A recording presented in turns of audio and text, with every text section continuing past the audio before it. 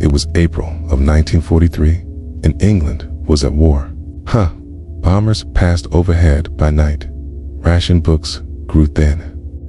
And in the quiet fields of Worcestershire, just outside the village of Hagley, the woods were beginning to bloom. Hagley Wood, with its dense thickets and moss-wrapped roots, sat just beyond the estate grounds of Hagley Hall. It had always been a strange place, older than the houses, older even than the maps. Locals said the trees grew twisted there, the bark puckered like skin, healing over a wound. On that particular day, 4 boys from nearby Stourbridge, Bob Farmer, Fred Payne, Thomas Willits, and Robert Hart, ventured beyond the permitted paths. They weren't supposed to be there. Wartime restrictions made trespassing a risk. But boys don't think like that. They carried slingshots and empty sacks, hoping to snare birds or pocket eggs, maybe even find dry wood for the stove. It was Bob Farmer who spotted the Wych Elm hulking, malformed tree, its trunk warped like a gaping mouth. Open at the top, he climbed first, calling to the others to wait. From the height of the forked bough, he looked down into the dark hollow. What he saw made his voice fail. Inside the black cavity, framed in dirt and roots, was a human skull, stared upward from the tree's heart, pale and round, its mouth slack, its teeth jagged but intact. Tufts of hair clung to it still, and the eye sockets, those dark, dry pits, seemed almost to register his presence. Bob didn't shout. He scrambled down the tree, breathless, his hands trembling. The others climbed up one by one and saw it for themselves. None of them wanted to be the one to touch it. None of them wanted to be the one who saw it last. They didn't run toward help. They walked fast and far, away from the tree, away from the skull, and once they reached the lane, they made a pact. Say nothing. Forget it. Let the tree keep what it had been keeping, but silence decays faster than bone. That night, the youngest Thomas Willits spoke to his father. The next morning, just after sunrise, police officers from Worcestershire Constabulary arrived at the edge of Hagley Wood with ropes, lanterns, and shovels.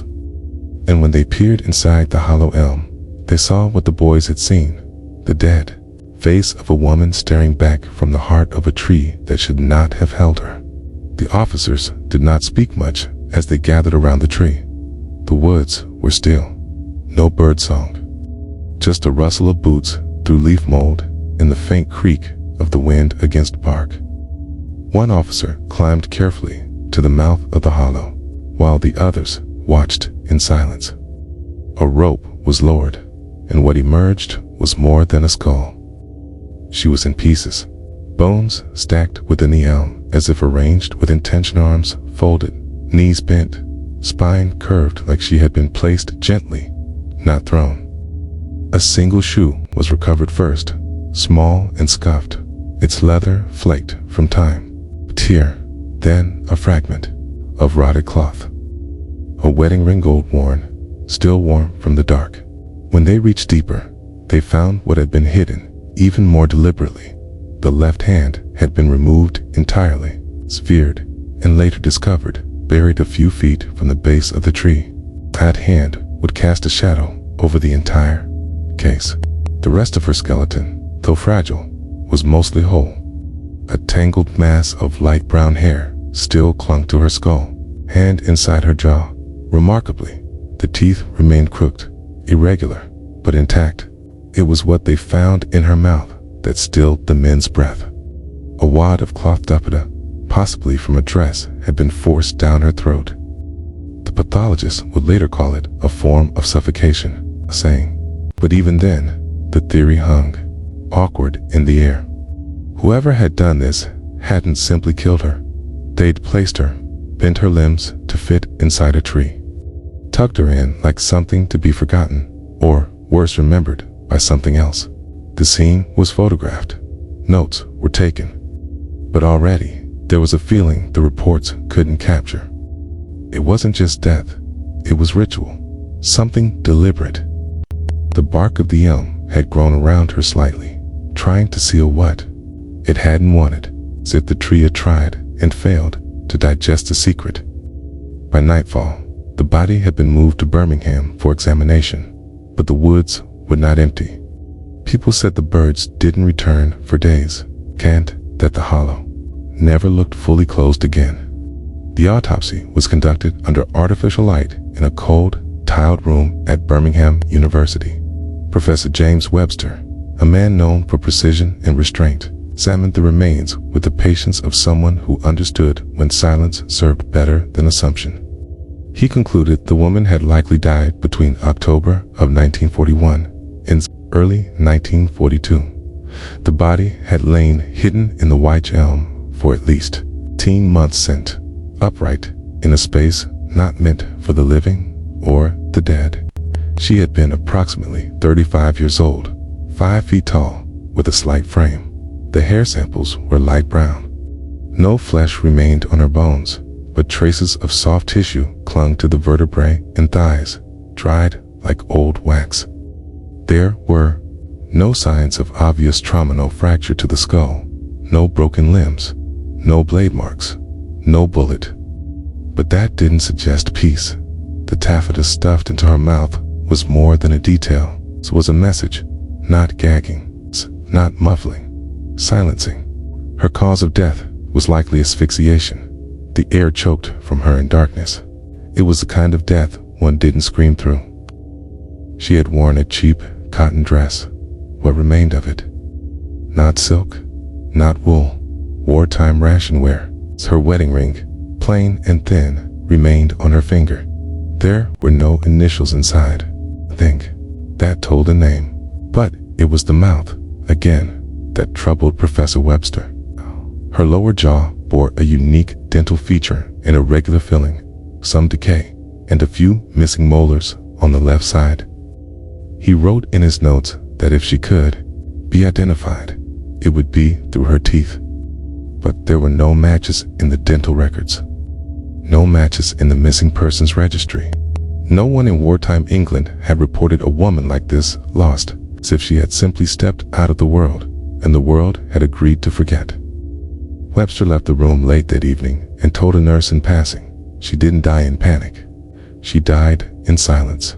And the nurse, though she didn't know why, wept alone in the corridor outside. The woman's photograph never appeared in the papers. There was no face to publish, no name to print. The newspapers instead referred to her as the Hagley Wood skeleton, or the girl in the tree. She became a whisperless, a victim, then a riddle. Police tried to ground the case in method.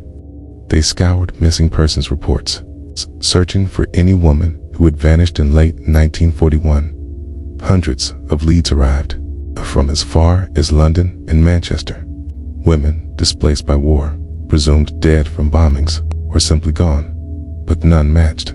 Some had different heights. Others had alibis long buried in letters and telegrams. No one claimed her. The investigation began to stretch thin. Detectives interviewed factory workers, innkeepers, military police, bus drivers. They combed Hagley Village and the outer reaches of Worcestershire, showing sketches, asking questions. Had anyone seen a woman wearing a cheap cotton dress? Had anyone noticed someone missing a shoe? The answers came slow, then stopped. There were theories, of course. One inspector proposed she might have been a sex worker killed by a soldier and hidden in shame. Another suggested she was a German spy caught and silenced, her body hidden in the tree by a local who never confessed. But even these stories failed to hold weight. There were no missing files, no intelligence warnings, no scars or tattoos, just bones, a wedding ring, a severed hand. The severing, too, never fit easily. It was too precise to be animal, too deliberate to be overlooked. Yet no blade was found nearby, no blood, and that, too, lingered, because where she had been killed was never certain. The pathologist believed she'd been placed into the tree shortly after death, while her body was still warm and pliable. The tree's opening was narrow, barely wide enough for a living woman to crawl into, let alone one dead. meant someone had folded her, bent her into that wooden womb with force or familiarity. It's the idea, whispered late at night by officers. Off the record was simple.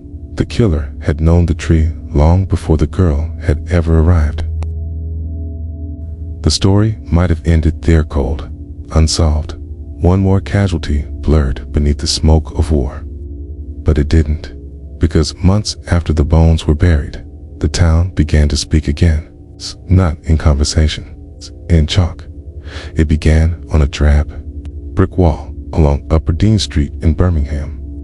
White letters, unevenly drawn, rushed but legible. Who put Bella down the Wych Elm? The police dismissed it as mischievous echo of the headlines, twisted into local folklore. But within weeks, the message appeared again, this time more precise, more haunting. On a fence near the Old Hill Railway. Who put Bella in the Wych Elm? The phrasing stuck. It reappeared again on the Hagley obelisk, then again beneath a bridge near the canal. Always the same hand. Always the same spelling.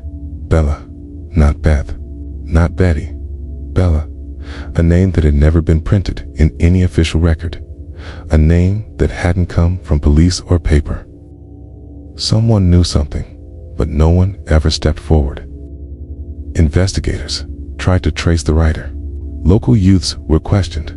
Chalk supplies were checked. But no one confessed. No one bragged.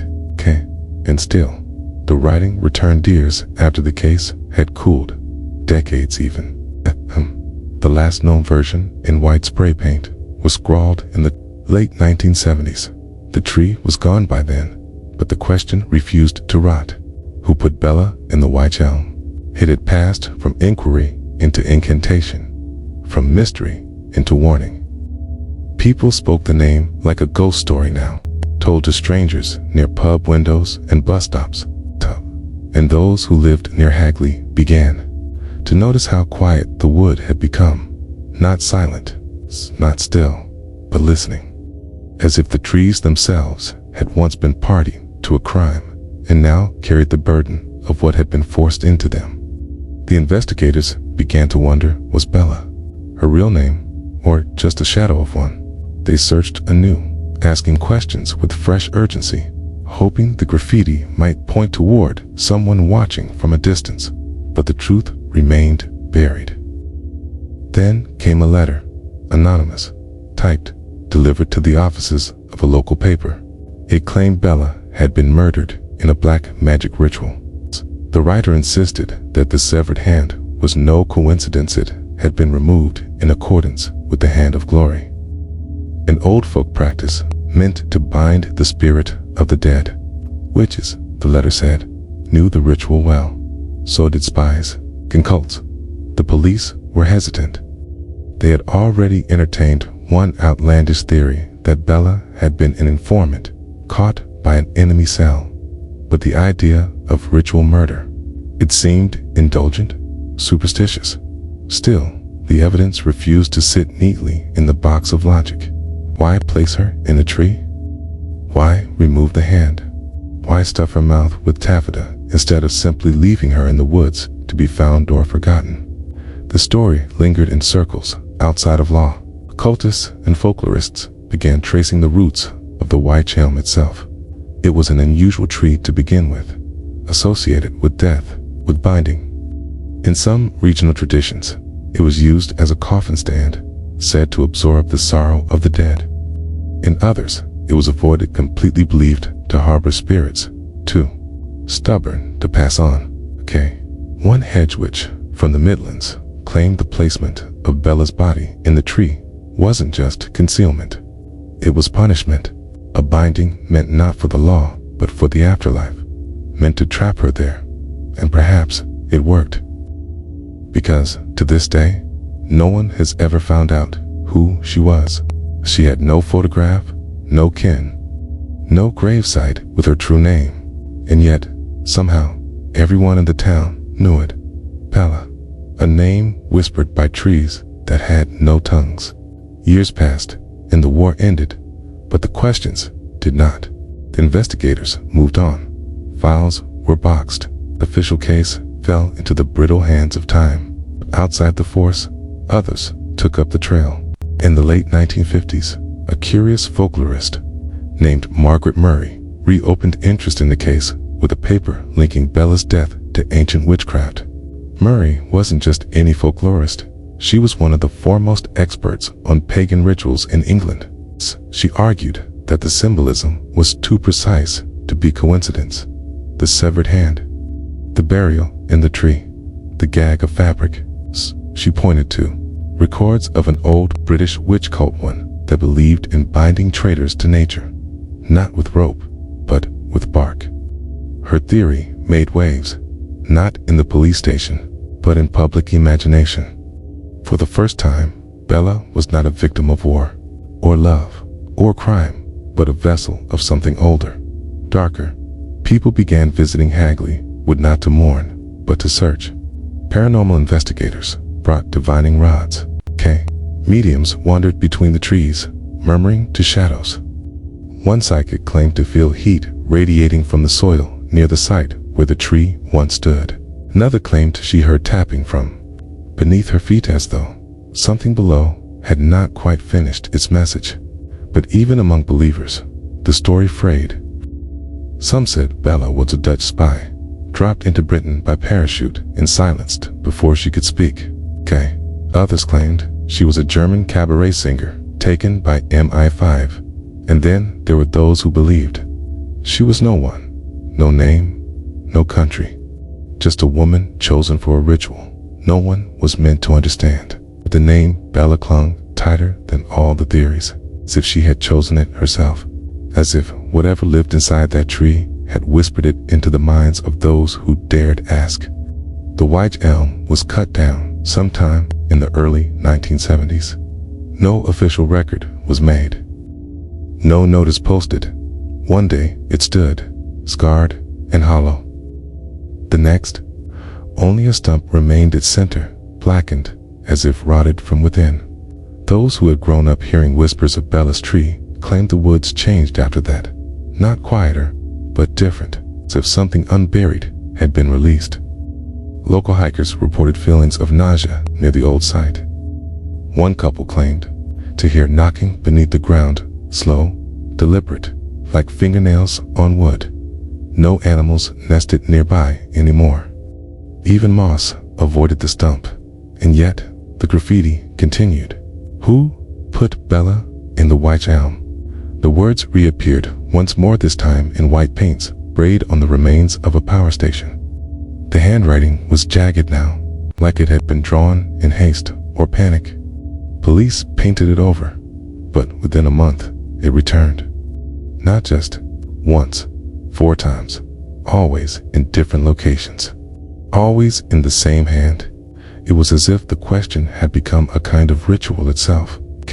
Mantra not meant to be answered, just repeated, like a ward, like a warning. But then, as suddenly as it had started, the messages stopped. No new writing, no new claims. But in Hagley, the story lived on in the corners, in the way children refused to play near the old stump, in the way older residents refused to walk the wood after dark. Bella's name was no longer spoken aloud by the town, not out of reverence, out of caution, as if they feared that speaking her name too clearly might remind her of where she'd been placed and why she had not yet left. The stump decayed, but the questions endured. Not just among folklorists and ghost hunters now, but among cold case archivists, those few who make their work the excavation of forgotten files. In 1999, journalist named Donald McCormick reignited interest in the Bella mystery by claiming access to wartime intelligence files. He suggested that Bella had been part of a spy ring operating between the Midlands and the South Coast. According to him, she had used the alias Clara, been romantically involved with the Luftwaffe officer, Cole, and had met her end when she was discovered feeding information to German operatives. McCormick even named a possible suspect, a mysterious man known only as Van Raalte. But when asked for sources, he had none. The files were lost. The witnesses were dead. The theory dissolved into smoke. Still, it caught fire in the public imagination, and that's where Bella lived. Best not in rumor. For every attempt to give her history, the woods seemed to take something away. Every time someone tried to name her with certainty, the story blurred. She refused to hold. Still, one year she was a witch, the next a spy, the next a stranger from no country, marked for reasons no one could read. But her teeth remained, her ring, her bones, her left hand, each one a fragment, not of who she was, but of who had chosen to silence her. By the early 2000s, the story had settled into folklore status. Teachers mentioned it in classrooms. Documentaries framed it with spooky music. But in Hagley, the locals still avoided the exact site, not from disbelief, tease, but from something older, something quieter, as if they had decided that some names once placed in a tree should stay there. There was one more detailed one that never made the headlines. A piece often left out of the books and programs. When police exhumed the bones from the elm, they cataloged everything, the position of the limbs, the hair, the dental chart. But among the items, they noted something faint, something easily missed, a small scrap of fabric tucked beneath what remained of the spine. It wasn't from the dress she wore. It was older, it's finer, blue silk with faded embroidery in a thread, not easily found in wartime Britain. The pattern was indecipherable, just a curve, a line, a hook-like, a symbol from a language that had once been known. It was stored with the evidence, photographed once, then lost. Some said it was burned in a storage fire. Others said it was reclassified. But those who had seen it said the same thing: it didn't belong. Not in that tree. Not in that country. Not in that year. It was as if Bella had not come from a place. She had been sent, and whatever had sent her had left a signature, one the trees had understood. Years later, a forestry worker clearing fallen branches near the edge of Hagley would found something buried in the soil. It wasn't bone, it wasn't cloth. It was a ring identical in make to Bella's, but unmarked, unworn, still gleaming. No one claimed it. No missing persons matched. The man who found it placed it on a shelf in his shed. And the next morning, the shed was gone. It's burned to the ground. No cause, no source, just ash. Some things, the locals said, want to stay buried. Can Bella with? That was ever her name was one of them. She had been folded into a tree and hidden from history, but something in the bark had remembered. And it kept repeating the question, not to find the answer, but to make sure no one ever did. Some investigators, years after retirement, admitted that the case had never really left them. One former constable confessed to a friend in a pub that he still dreamed about the tree, not the woman. The tree, always standing taller than it had in life, always watching. He said that in the dream, the bark peeled back like skin, and inside was a staircase. He never made it down. Another officer, a pathologist's assistant, reported that one of Bella's teeth had gone missing during the examinations, leapt from the tray and vanished. They searched the room. It was never found. That night, he claimed, he awoke with a coppery taste in his mouth and blood on his pillow. He never worked another case again. Of course, these were stories told over drinks, told and stretched, like folklore, but the story of Bella didn't need stretching. It was already wide enough to swallow reason. In 2014, a group of modern forensic scientists attempted a DNA test on the remaining fragments. They exhumed partial samples from the archive vaults where her bones had been stored. But contamination, time, and poor preservation left the tests inconclusive. There was no match. No family, no name in the global database, not even a hint of ancestry.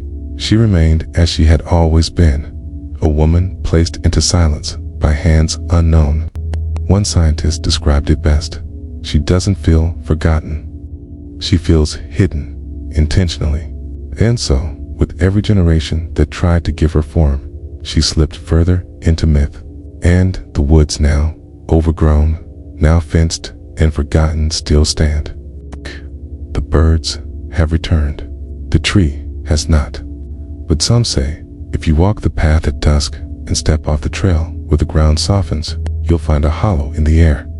Not a tree, just the shape of where one used to be. And if you lean close enough, the wind makes no sound, as if something inside still waits to speak, or to be spoken of. Every so often, a new theory surfaces, each one more desperate to wrap Bella in certainty. In 2019, a freelance historian claimed she had discovered a possible match in a long-forgotten war registry.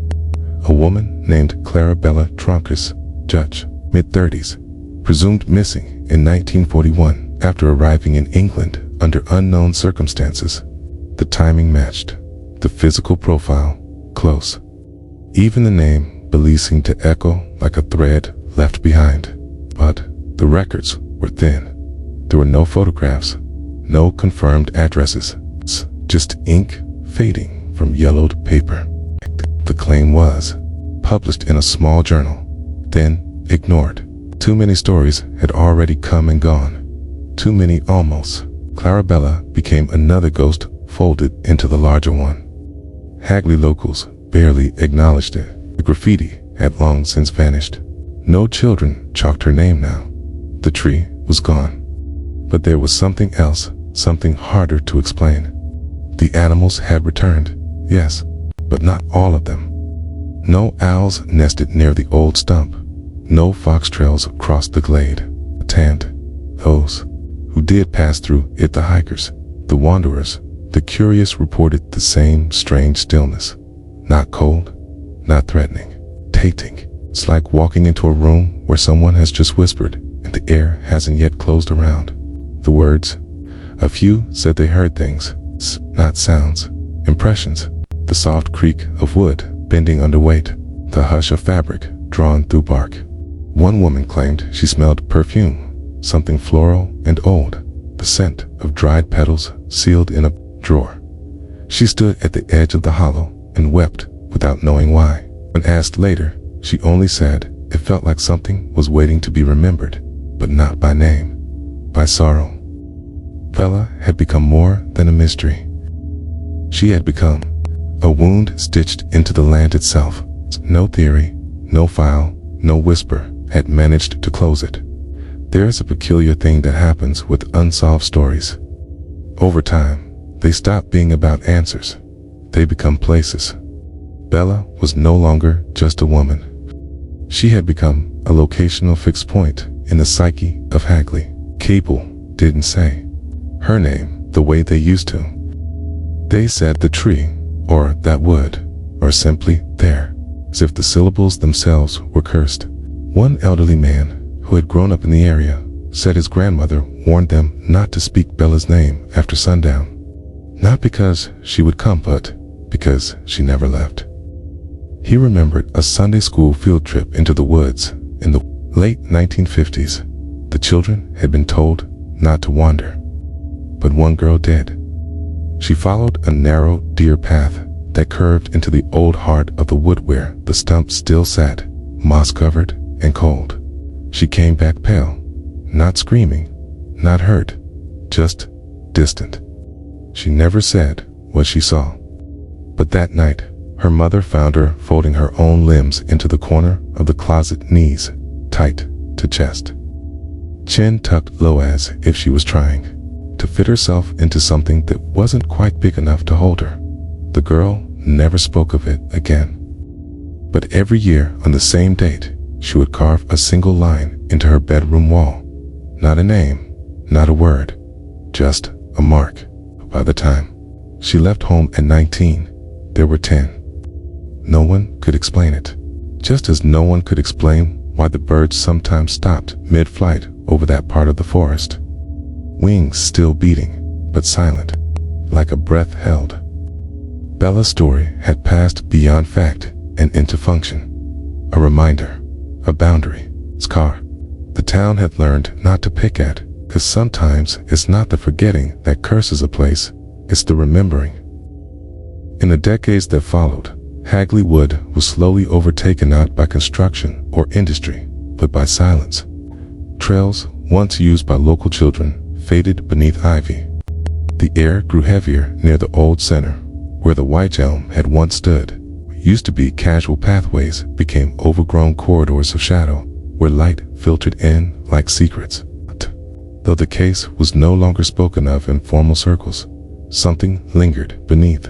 In the late 1980s, a woman working for the county archive reported a strange request. A man had come asking for access to the Bella files. He gave no name, just a letter of permission from someone in London. It looked official, but no such name appeared in their system. She allowed him into the reading room. An hour later, he was gone. The files were not taken, but the page describing the hand her severed hand had been torn. Just that one. Left hand, location of burial, measurement of bone, missing. No one followed up. The story was already too cold, too old, when asked years later what the man looked like. The archivist hesitated. Not because she couldn't remember, but because she couldn't describe him. He was flat, she said, like he'd already been erased, even while standing there. Others had similar experiences. A retired police officer once found a line of footprints near the old stump site. Bare feet, small, like a woman's, but only one direction. No return. When he followed them, they ended at the hollow place in the ground where the roots used to twist. Nothing there stirred. But the next morning, he awoke with mud on the soles of his boots and no memory of leaving home. It was written off. But those who lived in Hagley didn't question it. The forest didn't just hold secrets, it traded in them. And whatever Bella had been part of, it hadn't ended. It had just gone quiet. The way a breath does before a name is spoken. Again. There were whispers of a ritual. Not the black magic of tabloids, but something older than England, older than chalk cliffs and church bells. A quiet rite passed down in breathless silence, never written. Locals sometimes spoke of the watchers, not people, not quite shapes that drifted along the hedgerows near the old wood. Some claimed they only appeared when someone spoke the name Bella aloud. Not once, but 3 times. A teenager once dared it, walking the outer rim of the forest under a crescent moon. Her friend stood behind, filming it on an old camcorder. Girl said the name once, twice, 3 times. The tape flickered. A single frame of blur showed a crooked shape in the trees. Tall, splintered, and hollow at the center. They ran. The girl never entered the forest again. But her friend, he disappeared 3 weeks later. No note, no signs of struggle. Again, just an open window and a muddy shoe print on the sill, too small to be his. Bella had become more than memory. She was part of the soil now. It's part of the story the land tells to itself when no one is listening. And while the world moved on built highways, lit cities, forgot her the woods remembered. Because the question was never truly about who put her in the tree. It was about what the tree had been made to contain. Who had bent the limbs, had folded her body, not just to hide herb, but to bind her, to keep something in, not to bury the dead, okay? But to keep the living safe from whatever it was she carried, or whatever had been following her. The forest had become her coffin, her prison, or perhaps her shrine. And all these years later, the name remained floating like smoke through the bramble. Bella, spoken in hushed tones, always followed by silence. Not fear, not awe, but reverence, said the forest itself had chosen her, and would not let her go. There was one last account, rarely told, never published. A nurse from the Birmingham pathology office, who had been present the night Bella's remains were examined, kept a private diary. In it, she described something that happened after the body was sealed away. That night, the corridors were quiet. Lights dimmed to save power. The building still echoed with war-rationed silence. She walked past the examination room just before locking up, and the door, which had been bolted, stood open. No one inside, but the table. The table was wet, not blood, not water. Sap, thick, amber-colored resin, pooled around the center of the slab, sticky, unexplained. The tree had never been brought in. The stump was miles away, and yet the smell was unmistakable. Crushed bark, green wood, and something sweet underneath. She never reported it. She simply wrote, "I think the force came to collect her." That diary wasn't found until decades later, among her belongings after her death. No one had known she kept it, but every page that mentioned Bella had, being underlined in faint pencil words, circled. Phrases like, "She doesn't belong to death," and "Her silence is not empty." Historians dismissed it, of course. Trauma, projection. But for those who listen carefully to the land, the trees, the shape of breath in old wood, said something different. That perhaps Bella was not chosen at random.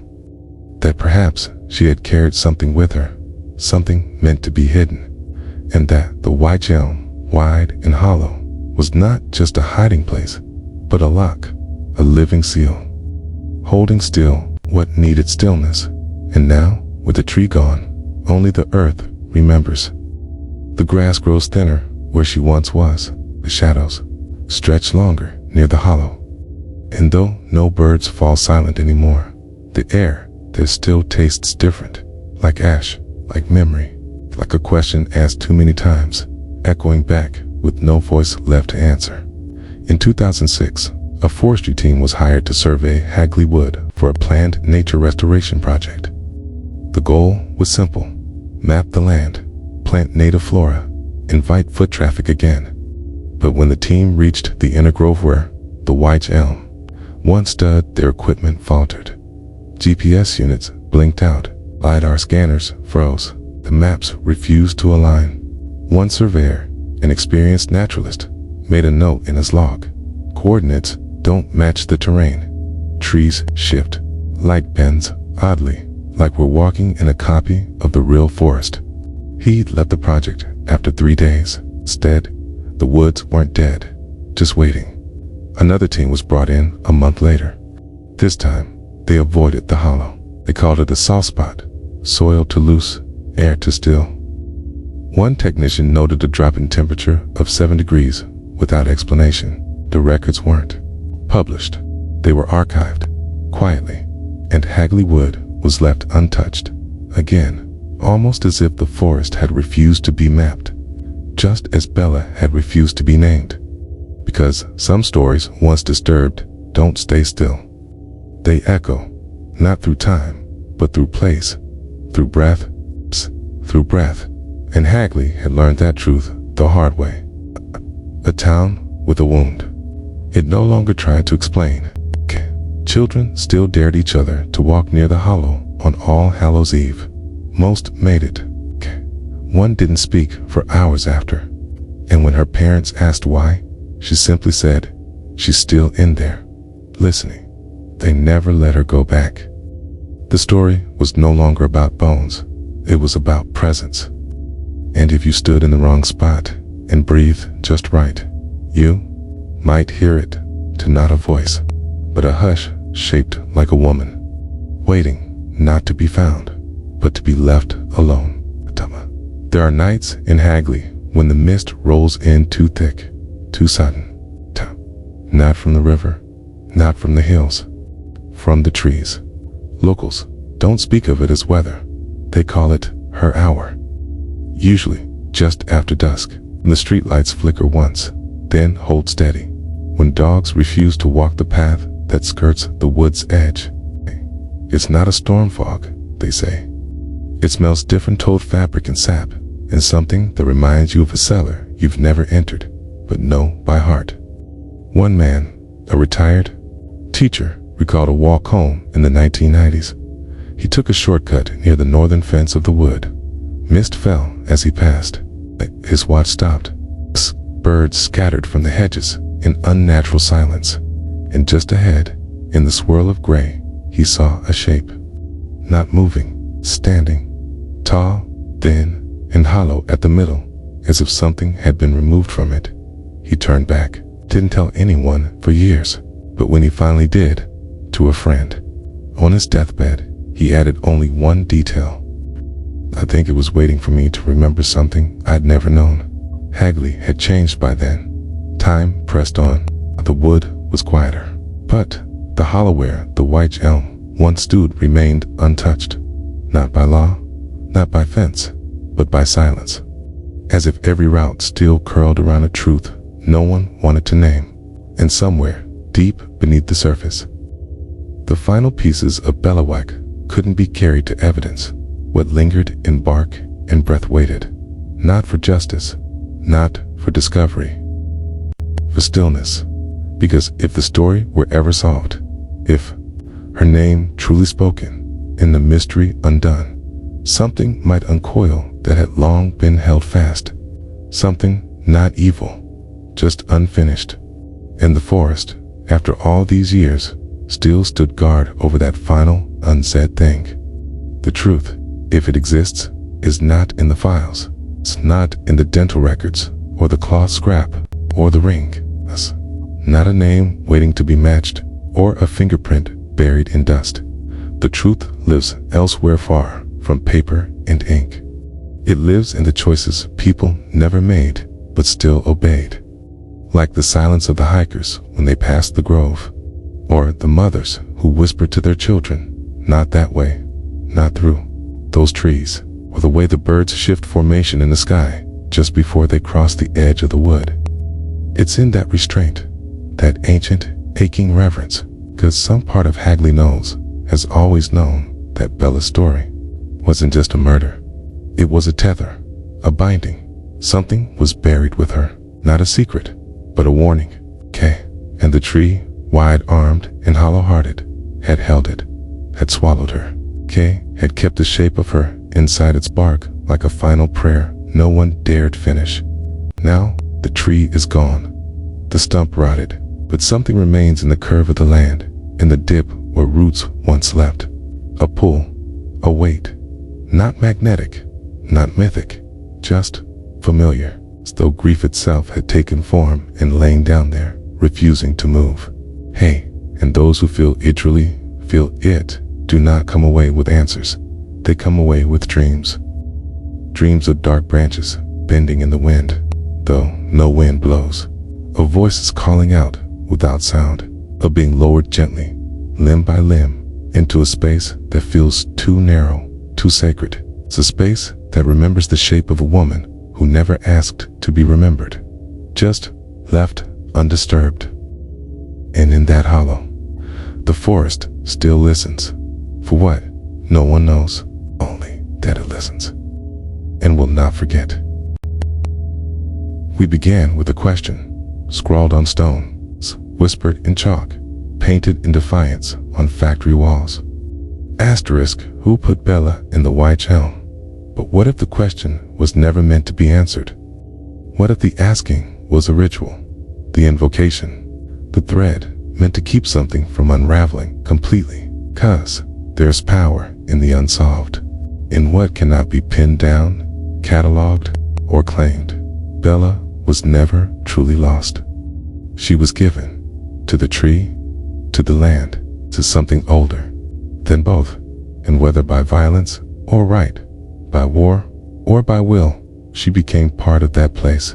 The hollow in the elm was never just a hiding spot.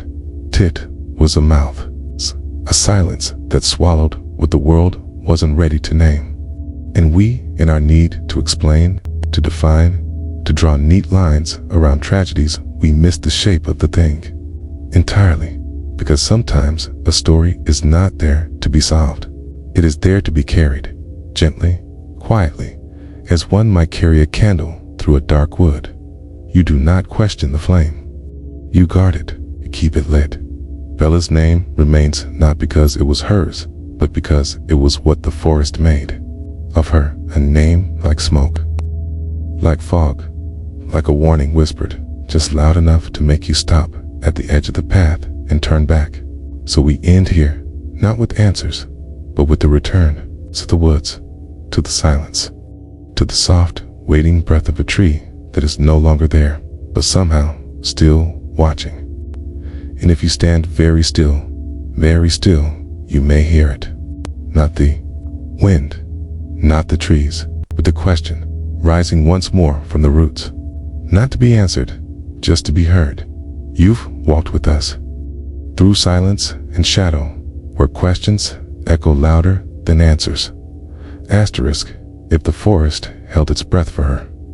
We, too, have listened. This is Sanctified Secrets, asterisk, where the forgotten speak and the unsolved are never truly gone. Subscribe if you dare to remember what the world has tried to forget, asterisk, and until we meet again, walk softly. Something may be watching.